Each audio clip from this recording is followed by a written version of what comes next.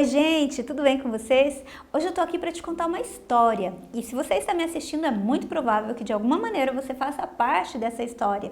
Então eu quero que você me assista até o final. Vamos lá? Pois é, essa história começa na eternidade, com os planos eternos de Deus para nós, seres humanos, para nós, seus filhos amados.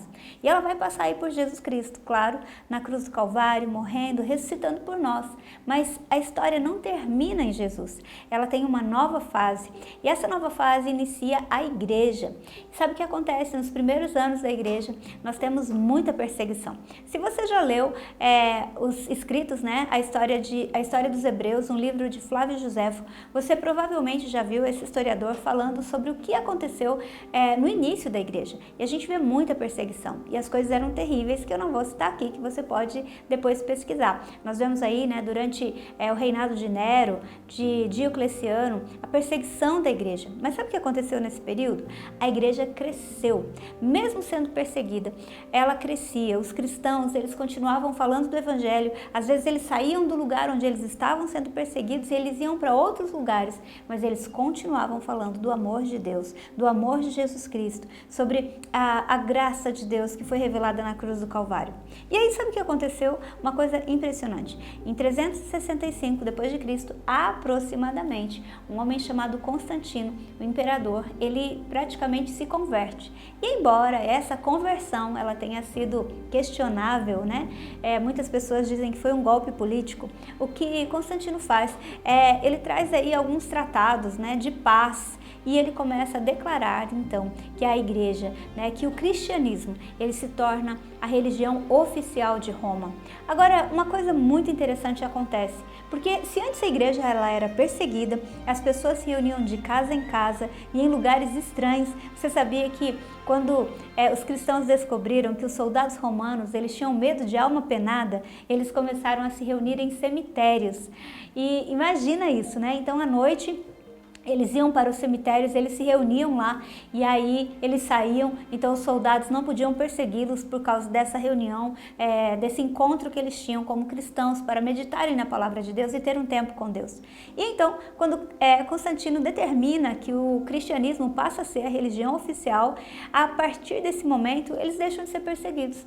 E então eles não precisam mais se encontrar escondidos e agora eles ganham catedrais, eles ganham construções muito grandes para poder se reunir e meditar, né, nas escrituras, ler a palavra de Deus.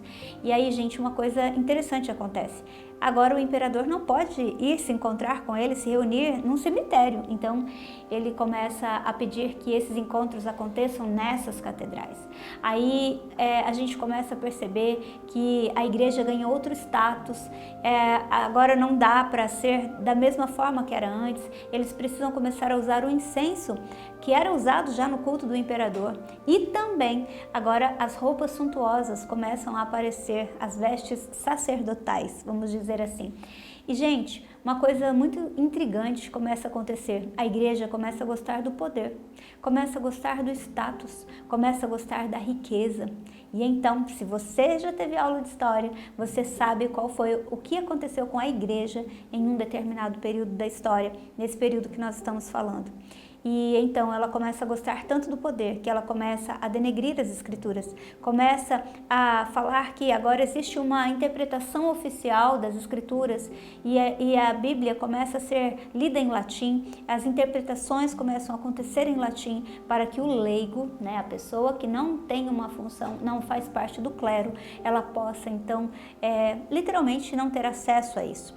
E aí, gente, Deus, ele na sua infinita misericórdia levanta um homem chamado Martinho Lutero. Em 31 de outubro de 1517, ele afixa as suas 95 teses na porta da Catedral de Wittenberg. E sabe de uma coisa? Ele não foi do dia para a noite que ele resolveu afixar isso, mas depois de um bom tempo estudando sobre a justificação pela graça, ele então se revolta de tal maneira que ele coloca na porta dessa catedral, no dia 31 de outubro de 1517, essas 95 teses. E essas 95 teses, elas eram baseadas em 5 solas. E solas porque em latim seriam somente 5 coisas que eram necessárias.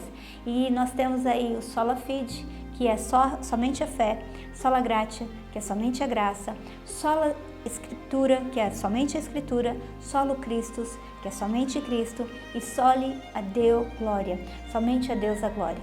Sola fide, porque somente pela fé nós somos salvos, porque o justo, ele viverá pela fé. A palavra do Senhor diz isso. Então, nós entendemos que Martinho Lutero nos chama para as Escrituras, sola gratia, porque somente pela graça nós somos salvos, não de mérito humano, e também solo Christus, porque nós não temos outro mediador a não ser Jesus Cristo, somente a sua obra expiatória na cruz. Nós temos tantos textos na palavra de Deus que vêm nos ensinar isso. Também nós entendemos aí que é só a Deus glória. Por quê? Porque nós não fazemos cultos humanos, mas nós exaltamos somente ao Senhor e glorificamos a Deus, porque a salvação vem pela fé, pela graça, através de Cristo Jesus, e por isso nós damos a Ele toda a glória. E por que eu estou falando isso para você hoje? Por que eu estou te contando essa história? Porque você e eu fazemos parte dessa história. Quando o Martinho Lutero faz isso, ele não imagina que ele vai fazer parte da história, assim como Abraão não sabia que ele faria parte das Escrituras, e nem Moisés, ou mesmo Paulo, ou mesmo Davi.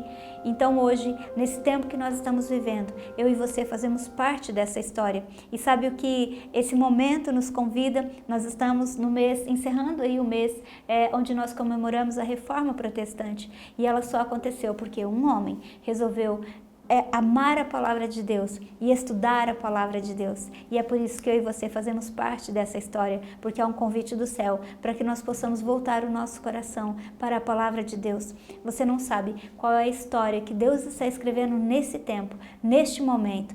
E acredite, eu e você fazemos parte dessa história, e para que nós possamos fazer parte disso e viver o projeto eterno de Deus, há um convite do céu para que nós possamos voltar o nosso coração para a palavra de Deus, porque assim nós não seremos enganados, porque assim nós vamos viver nesse tempo o grande propósito de glorificar o Senhor e de levar para a próxima geração a verdade acerca das Escrituras, de um Deus que é bom, que nos ama e que nos quer perto dele. Esse é o convite para mim e para você.